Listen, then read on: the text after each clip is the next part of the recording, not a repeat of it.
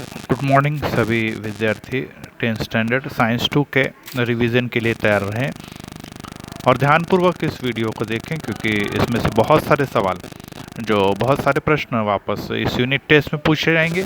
न सिर्फ unit test में बल्कि आने वाली हर परीक्षा की दृष्टि से ये इम्पोर्टेंट है। तो आइए पहला प्रश्न हम देखते हैं कि माता पिता या पालक के कुछ लक्षण उनकी संतान में दिखाई देते हैं। तो ये सभी लोग जानते हैं कि जो बच्चे होते हैं या हम या आप हैं, उनके चेहरे की बनावट, उनके बाल, उनका बोलचाल, उनका स्वभाव, उनकी हाइट, उनकी बनावट, ये सब बातें जो हैं उनके माता पिता से या दादा दादी से मिलती हैं। और इस प्रकार से इसका कारण ये है कि हमारे शरीर के जो जनुक होते हैं, जीन्स होते हैं, वो माता पिता के द्वारा हमारे शरीर में डीएनए के द्वारा स्थानांतरित होते हैं और इसीलिए जनुक या जीन जिसे कहते हैं वे नर और मादा युग्म के द्वारा उसकी संतान में हस्तांतरित किए जाते हैं। मतलब माता पिता से बच्चों के बीच में ये पहुंच जाते हैं और इसीलिए ये जो जीन है ये हमारे स्वभाव को, ये जो जीन है हमारे सभी जो बनावट को, शरीर की रचना को प्रभावित करते हैं। इन जनुकों के द्वारा आनुवांशिक लक्षणों का वहन भी हो जाता है। आनुवांशिक मतलब जो माता पिता से प्राप्त होने वाला लक्षण है वो अपने बच्चों में या बच्चों के बच्चों में स्थानांतरित या हस्तांतरित होते चले जाता है। इस प्रकार आनुवांशिक लक्षण माता पिता के द्वारा ही प्रेषित किए जाते हैं और इसीलिए आपने सुना होगा या देखा भी होगा कि कुछ सीरियल्स में दिखाते हैं कि माता पिता सही है या गलत है ये पहचानने के लिए डीएनए का टेस्ट किया जाता है। कई बार जो पूरी तरह से स्वरूप बिगड़े हुए लाशों को पहचान के लिए भी डीएनए का इस्तेमाल किया जाता है। तो इस डीएनए टेस्ट के द्वारा हमारे स्वरूप की, और न सिर्फ हमारे स्वरूप की बल्कि हमारे अंदर मौजूद जीन्स के द्वारा अपने माता पिता के स्वरूप की पहचान भी की जाती है। और इसीलिए कुछ लक्षण जो है, सभी नहीं मैं कहूँगा, कुछ लक्षण जो निश्चित ही जो माता पिता के द्वारा अपने बच्चों में स्थानांतरित होते हैं और ये इसको स्थानांतरित करने वाले जनुक नर और मादा युग्मक को हमारे शरीर में पहुंचाते हैं। और एक प्रश्न जो है परीक्षा की दृष्टि से महत्वपूर्ण है और ये भी हम लोगों ने जान लेना है कि हमारे शरीर के जो बहुत सारी बातें जो हैं, जैसे थकान, अधिक व्यायाम करने से हमें थकान की महसूस होती है। आप कहेंगे सर इसमें कौन सी बड़ी बात है, तो सत्य है। यहाँ सत्य असत्य नहीं, वैज्ञानिक कारण लिखना है कि हमारे शरीर में किस प्रकार की प्रक्रिया होती है जिसके कारण कि हमारे शरीर को थकान का अनुभव होता है।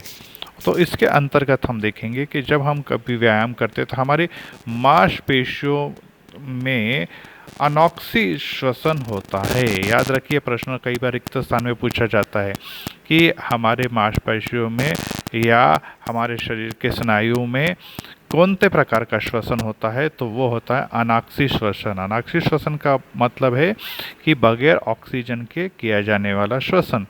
अब इसके द्वारा निर्माण होता है लैक्टिक अम्ल।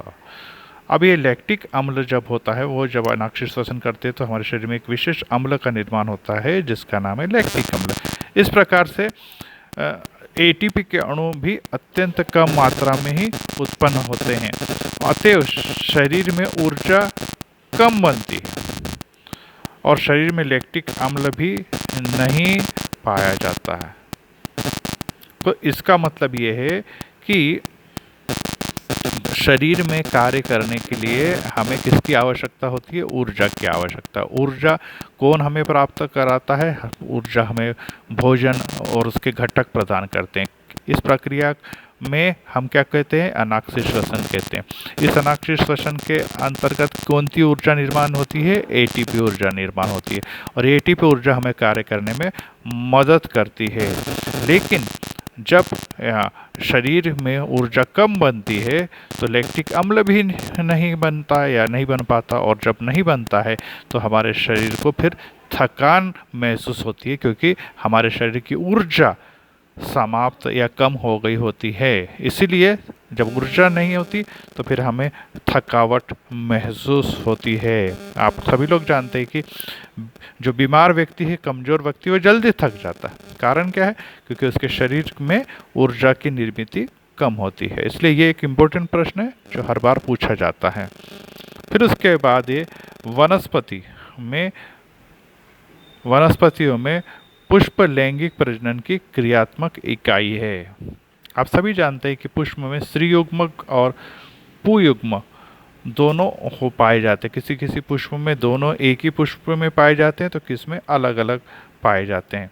और इस कार्य के लिए पुष्प में पुयुग्मक और जायांग में आवश्यक मंडल या जिसको हम चक्र भी कहते पाया जाता है, जिसके द्वारा पुमंग जो है वो जो जायांग में पहुंच जाता है। और पुष्प में द्विनिषेचन धुरा फलन की प्रक्रिया होती है और इसीलिए यह उसकी क्रियात्मक इकाई है। क्रियात्मक इकाई का मतलब कार्य करने वाली इकाई है। और लैंगिक प्रजनन जैसे प्राणियों में होता है, वैसे ही किसमें पाया जाता है? पुष्प में भी पाया जाता है। और इसके लिए दो अवयव अर्थात स्त्री युग्मक और पुयुग्मक की आवश्यकता पड़ती है और इसकी सहायता से फलन की प्रक्रिया होती है और फिर फूल और उसके फल और उसके अंदर बीज पाए जाते हैं और बीज के द्वारा एक नए पौधे की निर्मित होती है। इस प्रकार से पुष्प जो है, जो पुष्प में जो क्या है वो क्रियात्मक इकाई है लैंगिक प्रजनन की, अर्थात इसकी सहायता से वो लैंगिक प्रजनन करता है। तो इस प्रकार से इस प्रश्नों को भी आप अच्छी तरह से तैयार करें। रेशेदार पदार्थ एक महत्वपूर्ण पोषक तत्व है। सभी लोग जानते हैं कि हमारे शरीर के लिए या हमारे भोजन के अंदर 6 तत्व पाए जाते हैं जो पोषक तत्व कहलाते हैं, जो भोजन के द्वारा हमें प्राप्त होते हैं। जिसमें सभी लोग जानते हैं कि पहला है स्निग्ध पदार्थ, उसके बाद है कार्बोस, उसके बाद है प्रोटीन के बाद है जो हमारे शरीर में मिनरल्स या खनिज पदार्थ, उसके अलावा पानी और रेशेदार पदार्थ।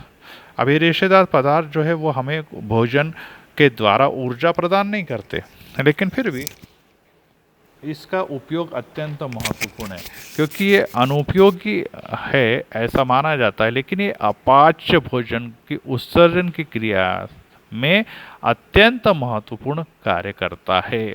सभी लोग जानते हैं जैसे हमारे घर में झाड़ू के द्वारा हम कचरा झाड़ते हैं और सफाई करते हैं, वैसे ही रेशेदार जो पदार्थ होते हैं ये इसकी पाचन नहीं होता, इसके रेशे बरकरार होते हैं। और ये रेशे जो होते हैं जैसे आप चाहते नींबू में रेशे पाए जाते हैं, संतरों में रेशे पाए जाते हैं, सब्जियों में अलग प्रकार के रेशे पाए जाते हैं। और ये रेशे क्या करते हैं? हमारे पेट के अपाच्य भोजन को झाड़ कर उत्सर्जन के द्वारा शरीर के बाहर निकाल देते हैं। इस प्रकार से यह खाद्य पदार्थों की पाचन प्रक्रिया में भी मदद करते हैं। हमारे शरीर की पाचन अत्यंत महत्वपूर्ण है क्योंकि अगर ये पाचन नहीं होगा तो हम लोग निश्चित ही भोजन को पचा नहीं सकते। इस प्रकार से अब क्या क्या खाना चाहिए रेशेदार पदार्थ के लिए ज़रूरी है?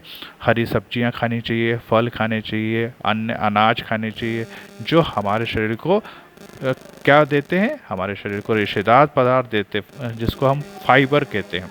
और इसके द्वारा हमारे शरीर की पाचन प्रक्रिया होती है और अपाच्य पदार्थ जो पचे नहीं है ऐसे पदार्थ को उत्सर्जन की प्रक्रिया के द्वारा ये शरीर से बाहर फेंक देते हैं। इस प्रकार से ये इम्पोर्टेंट जो वैज्ञानिक कारण है इसको अच्छी तरह से दोहराए, पॉइंट्स में याद करें और परीक्षा में इसे लिख कर आए। Thank you.